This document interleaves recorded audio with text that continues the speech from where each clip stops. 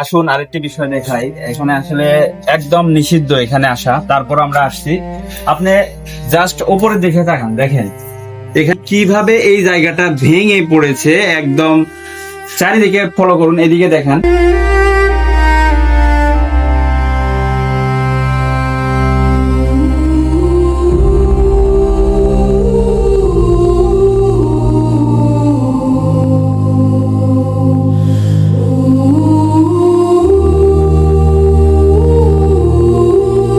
উপরে উঠে উপরের যে দৃশ্যটি সেটা দেখানোর চেষ্টা করব।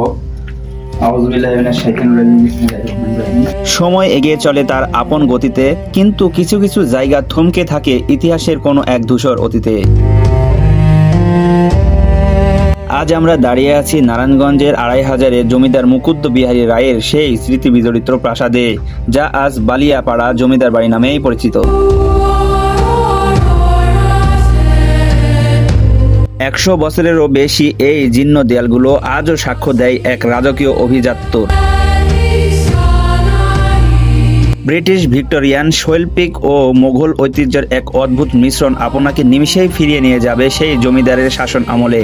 প্রতিটি পিলারে খোদাই করা কারুকাজ যেন হারানো কোনো এক গল্পের এক একটি লাইন।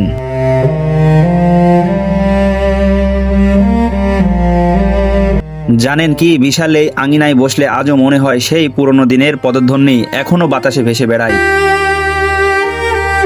১৯৪৭ এর দেশভাগ আর সময়ের পরিবর্তনে জমিদাররা আজ নেই, রয়ে গেছে শুধু তাদের এই বিশাল সাম্রাজ্য আর ধ্বংসাবশেষ।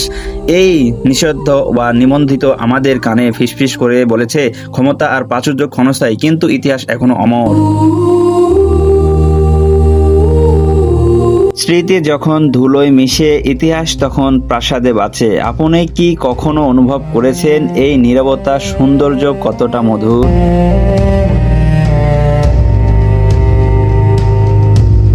আমি যখন এই সমস্ত জায়গায় যাই তখন এই জায়গার অতীতের কথা ভেবেই আমি খুবই আপ্লুত হই। কারণ হচ্ছে আমি সেই ১০০ বছর আগের ঘটনার সঙ্গে চোখের সামনে যেন অঙ্কন আঁকছিলাম, কেমন করে সেই জমিদাররা বসে থাকে, কেমন করে কোথায় যেন কিভাবে চলাফেরা করে, এই সমস্ত জিনিস। যে কোনো সময় এই ভবনটি আমাদের গায়ে ভেঙে পড়তে পারে। দেখেন আমরা চলে এসেছি সেই মুকুন্দ বিহারী রায়। এখানে তার শাসন আমল ছিল ১০০ বছর আগে এবং পূর্বের কথা।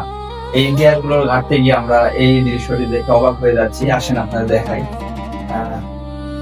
বিশেষ করে এই বাড়িটি হচ্ছে ৩ তলা ভবন বিশিষ্ট বাড়ি এবং এই জমিদার বাড়িকে নিয়ে অনেক ইতিহাস, অনেক গল্প রয়েছে। আর এই সিঁড়িগুলো দেখতে পাচ্ছেন, এই সিঁড়ি দিয়ে উপরে ওঠার সিঁড়ি। এই সিঁড়িটি খুবই ছোট, দেখতে পাচ্ছেন একদম ছোট। জানি না এখানে কেউ ঢুকেছে কিনা বা উপরে ওঠা যায় কিনা, তবে অবশ্যই দেখানোর চেষ্টা করবো। এই গাড়িটি ৩ তলা বিশিষ্ট হওয়ার কারণে এখানে এখন পরিত্যক্ত অবস্থায় রয়েছে। এক সময় এই বারান্দায় ঝাড়বাতির আলো রাত ফুরাতো আর নুপুরের শব্দ, হাসিতে মুখর থাকতো এই উঠান। আজ সেখানে শুধু ঝিঝি পোকার ডাক আর শ্যাওলা ধরা দেয়াল, দীর্ঘশ্বাস। ভাবতে অবাক লাগে আভিতাচ্য কতটা শিকড় থেকে এই প্রাসাদে আজ মাটির কাছাকাছি নিয়ে এসে ঠেকেছে। বাড়ির সামনে যে ৫টি স্তব্ধ বা বিশাল পিলার রয়েছে, তৎকালীন সময়ে এগুলো ছিল ক্ষমতার প্রতীক। জমিদার মুকুন্দ বিহারী রায় চেয়েছিলেন তার বাড়িটি যেন শুধু একটি বাড়ি নয়, বরঞ্চ ২৫০০-এর একটি ল্যান্ডমার্ক হয়ে থাকে। কথিত আছে দূর দূরান্তের থেকেই মানুষগুলো এই অট্টালিকার কারুকাজ দেখতে আসতো সেই মুকুন্দ রায়ের বাড়িতে।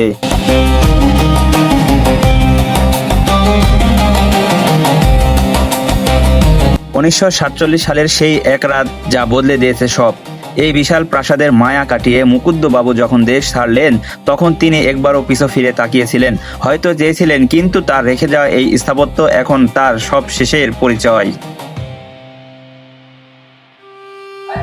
তবে আপনাদের আজকে উপরে উঠে উপরের যে দৃশ্যটি সেটা দেখানোর চেষ্টা করব।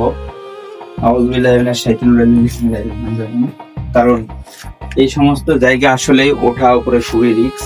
তবে এই ভবনটি ১০০ বছরের আগে, ১০০ বছরের আগে হওয়ার কারণেই এত দেখতে পাচ্ছেন এগুলো সব খুলে খুলে এমনি পড়ে যাচ্ছে। তো এটা দেখানোর উদ্দেশ্য হচ্ছে আমরা যেখানে আছি বর্তমানে, যে কোনো সময় এটা খসে পড়তে পারে।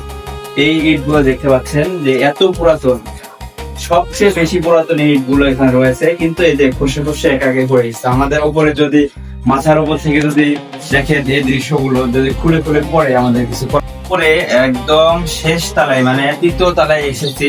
আমি একটি জিনিস সবচেয়ে মানে ভাবছি যে এই রাস্তা দিয়ে এই সিঁড়ি দিয়ে মুকুন্দ রায় সেই এখানকার হিন্দু হলেও সেখানকার শাসন করতো, এই জায়গা এই পুরাটা এলাকায় সে শাসন করতো।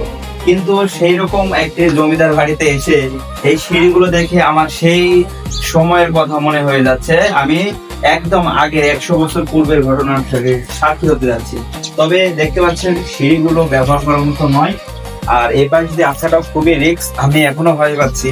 আমি এই জায়গায় এসে মানে একটা জমিদারি ভাব ফিল অনুভব করতে পারছি। দেখেন, আপনাদের দেখায় একদম আসেন উপরে। দৃশ্যটি খুবই সাধারণ, কিন্তু জানি না উপরে কি আছে, ভালো লাগছে। এই জমিদাররা এইভাবে শাসন করতে, এখানে প্রায় ধ্বংসা বসবাস করেই আছে। দেখেন, আমরা একটু উপর উঠি, আর খুবই ভালো লাগছে দেখ দৃশ্যটি।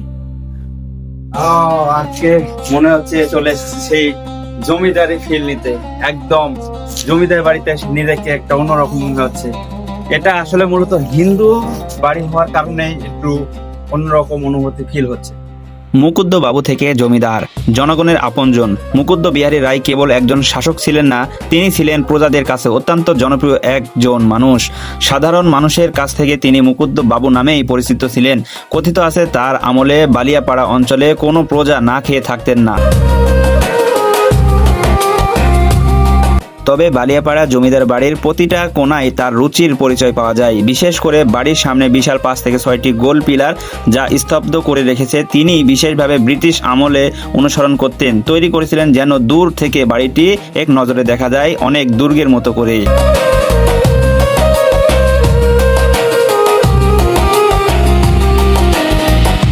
আসুন আরেকটি বিষয় দেখাই। এখানে আসলে একদম নিষিদ্ধ এখানে আসা, তারপর আমরা আসছি। আপনি জাস্ট উপরে দেখে থাকেন, দেখেন এখানে কিভাবে এই জায়গাটা ভেঙে পড়েছে। একদম চারিদিকে ফলো করুন, এদিকে দেখেন যে কি অবস্থা। এখানে যে কোনো সময় মাথার উপর এটা ভেঙে পড়বে, কোনো গ্যারান্টি বা কোনো কিছু নেই, যে কোনো সময়। তো দেখেন এই বট গাছটি কিভাবে তাকে পেঁচিয়ে রেখেছে, এই বট গাছ কিভাবে তাকে আলিঙ্গন করে রেখেছে, এটাই তার মূলত প্রমাণ। এই জায়গাটি ছিল এই জমিদারের সবচেয়ে হাওয়াখানা, বা এখানে এই জমিদার এই রুমে বসে তারা নাস্তা ভোজন করতেন, এবং এই জায়গায় তারা উপরে যে খোলা যে জানালাটি দেখছেন, এখান থেকে তারা এই গ্রামের ভিউটি এবং এই গ্রামে যে হাওয়া, মৃদুল হাওয়া যে বয়ে যাচ্ছিল, এই প্রাকৃতিক বাতাসগুলো তারা নিচ্ছিল এবং নেয়। আর এই জায়গাটি সেই জায়গায় যেখানে অনেক রাজকীয় সিস্টেমে খাওয়া দাওয়ার সঙ্গে তারা এই প্রকৃতির ছোঁয়া অনুভব করছিল। তো সবচেয়ে বেশি সমস্যা হচ্ছে, দেখেন এই জায়গাটি আজ কি অবস্থা। কালের পরিবর্তনে এই জায়গা হারিয়ে গেছে এক রসাতলে। কোথায় সে রাজা, কোথায় সে জমিদার, কোথায় সে মুকুন্দ বিহারী রায়, আজ কিছুই নেই। কালের পরিবর্তনে আর সব। তবে একটা জিনিস আমার ব্রেনে ক্যালকুলেশন করেছে, দেখেন আসেন, এই জায়গাটি এক সময় রাজার বেশে তারা শাসন করত, এই জায়গাটি খুবই সুন্দরভাবে গড়ে তুলেছিল।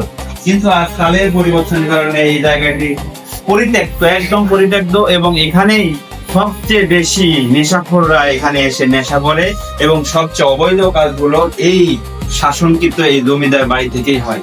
তবে এই বিষয়টি দেখেন, আজকে এই জমিদারের রাজত্ব নেই, এই জমিদারের অস্তিত্ব নেই, এই জমিদারের কোনো একদম চিহ্ন খুঁজে পাওয়া যায় না, কিন্তু এই বাড়ি দেখে সেই জমিদারের কথা মনে হয়। কিন্তু আজ সেই কালের পরিবর্তনের কারণে আজকে নেশার একদম রাজত্ব হয়ে গেছে এই জায়গা। অবশ্যই এখানে নেশা নয়, শুধু জিন ভূতেরও আস্থানা এখানে। এদিকে আসেন, আরেকটি বিষয় দেখাই, যে একই সঙ্গে যে গোপন যে সুড়ঙ্গ সিঁড়ি ছিল, এখানে দেখেন এই বিষয়টি দেখাই। একদম এই সিঁড়িতে চলে গেছে একদম নিচের দিকে, আর আমরা এখন বর্তমানে আছি, সিঁড়িতে দেখলে বুঝতে পারবেন যে আমরা এখন বর্তমানে আছি হলো ছাদের উপরে। এখানে খুবই ভুতুড়ে একটি পরিবেশ ঘটে, যেখানে হচ্ছে দেখেন বটগাছ। আমরা জানি এই বটগাছ মানে ভুতুড়ে পরিবেশ। তো এখানে অনেক কাহিনী ঘটে, অনেক ইতিহাস রচিত রয়েছে এই ছাদ নিয়ে, এই গবেষণা নিয়ে। তবে দেখেন এই জায়গাটি এত পরিত্যক্ত যে এখানে দিনের বেলাও কোনো মানুষ আসে না। তবে দেখেন একদম এখানে ধ্বংস একদম পড়ে আছে। আমি ইটগুলো দেখলে বুঝতে পারবেন, কাছাকাছি যান, ইটগুলোতে কি পরিস্থিতি। এবং এখানে বটগাছ থাকার কারণেই এই জায়গাটি খুবই ভয়ানক এবং ভুতুড়ে পরিবেশ বলেই বিবেচিত করে। গ্রামের কোনো লোক এখানে আসে না, বরঞ্চ আমাদের মতো প্রেমীরাই এই ইতিহাসগুলো দেখতে আসে। আমি আসলে ইতিহাসকে ভালোবাসি বলেই এই জায়গায় আসি। সময় এগিয়ে চলে তার আপন গতিতে, কিন্তু ইতিহাস কখনো মুছে যায় না। ইতিহাস বেঁচে থাকে ইটের ভাঁজে, ইতিহাস বেঁচে থাকে লতাপাতার ঘেরা ধ্বংসাবাসে শেষে। মুকুন্দ বিহারী রায়ের এই বোয়ালিয়াপাড়া জমিদার বাড়ি আমাদের মনে করিয়ে দেয় সেই সময় বড়ই নিষ্ঠুর, কিন্তু স্মৃতি ছিল অমর। আজকের এই ঐতিহাসিক যাত্রা আপনাদের কেমন লেগেছে? যদি ভালো লাগে তবে ভিডিওটি শেয়ার করে আমাদের হারানো ঐতিহ্যকে ছড়িয়ে দিন সবার মাঝে। আর এমন আরও লুকানো থাকা ইতিহাস এবং সন্ধানে আমাদের সাথেই থাকবেন। সাবস্ক্রাইব করে এবং ফলো দিয়ে পাশেই থাকবেন ইনশাল্লাহ।